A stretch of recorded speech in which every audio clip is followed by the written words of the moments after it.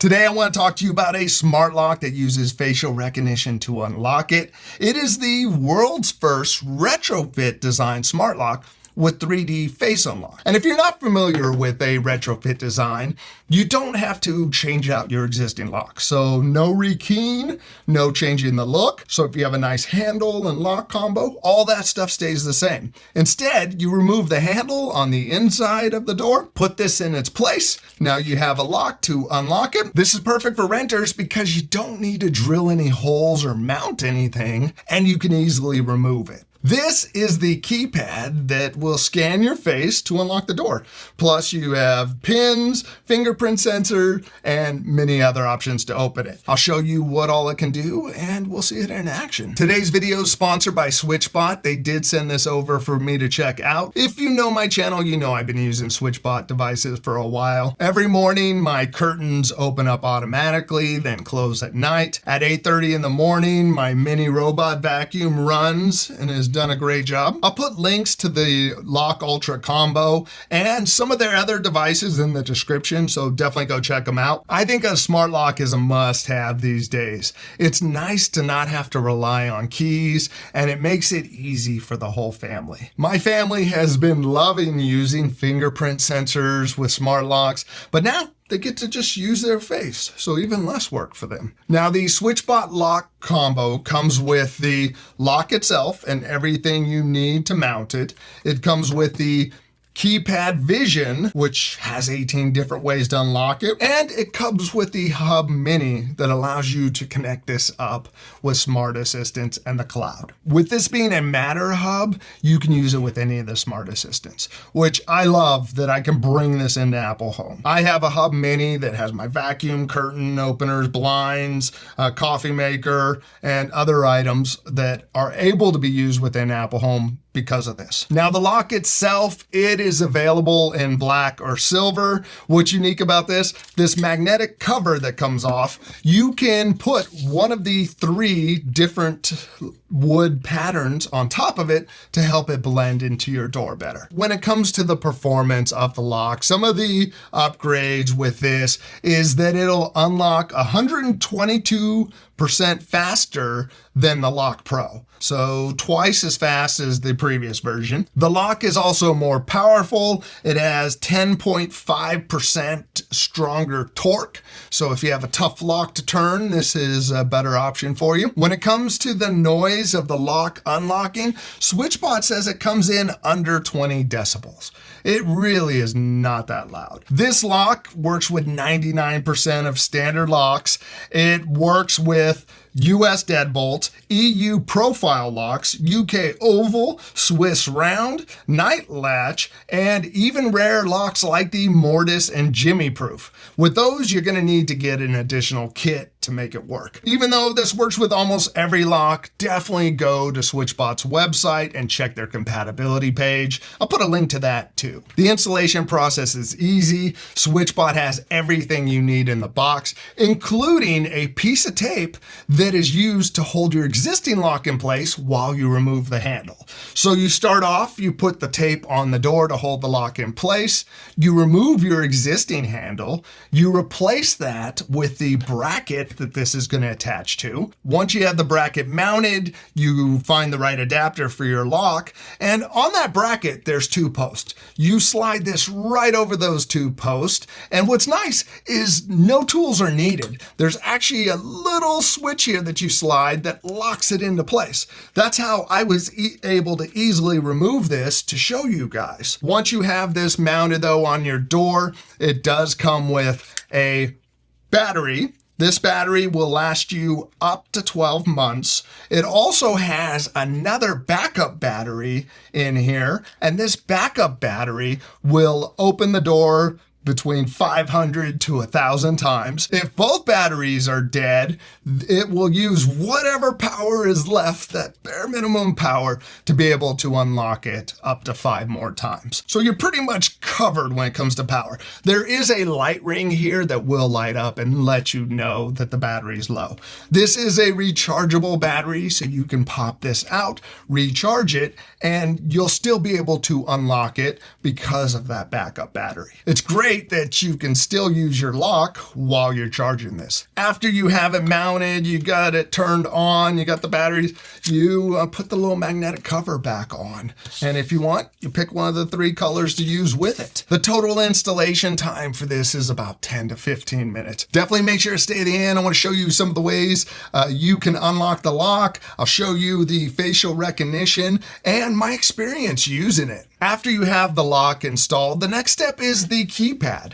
And the keypad comes with a couple different mounting options. There's a flat plate, which you can put it on the door like I have using the flat plate. And there's also an angle plate. So if you put it on the door frame, it can angle it. You have the option to mount this using the included anchors and screws, or you can just use the double stick tape, which is perfect. If you're putting this on a door and you don't want to drill holes in it, just go with the double stick. The Keypad Vision has an internal battery that can last up to 12 months. To charge it, you would use one of those SIM ejector tools, and there's a small hole there. You slide it in there, that will release it. You slide it off of the mounted bracket, plug in your USB-C here to charge it. Once it's full, pop it right back on, no tools needed, and then you're good for another 12 months. You do need to install the Hub Mini if you want to be able to use this with a smart assistant or outside of your house. Again, this is a Matter hub, so you can use it with any of the smart assistants. Without the hub, your phone can still talk to the lock.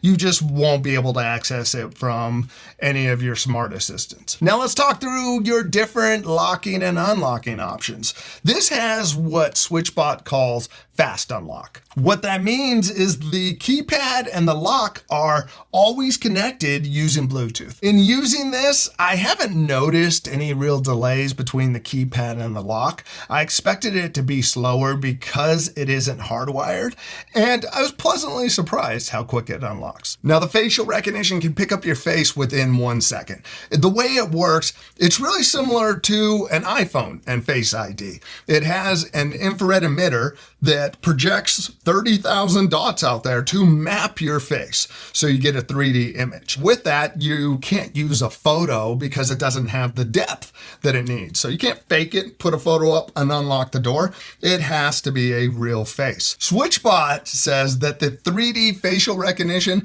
has a false recognition rate of less than 0.0001%.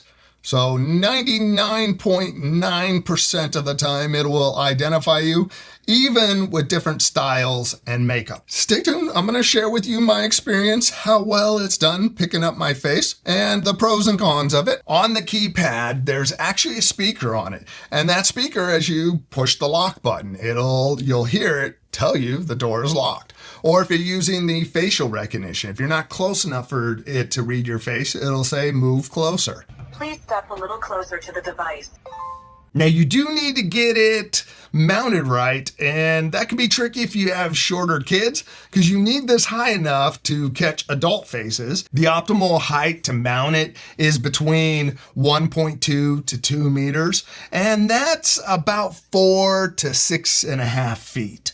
That I had to actually adjust the mounting of mine because it was too low and it just wasn't reading my face right. So you might need to play with that before you actually mount it, just to make sure it does recognize you well. Since this is using infrared and projecting the dots, it's not affected by sunlight. Initially, when it wasn't triggering right for me, I thought it might be because it was bright behind me and not bright enough on my face. But I think it really came down to the position was too low. Okay, let's do Face ID. As I walk up, it will wake the thing, and it's on my face and unlocked.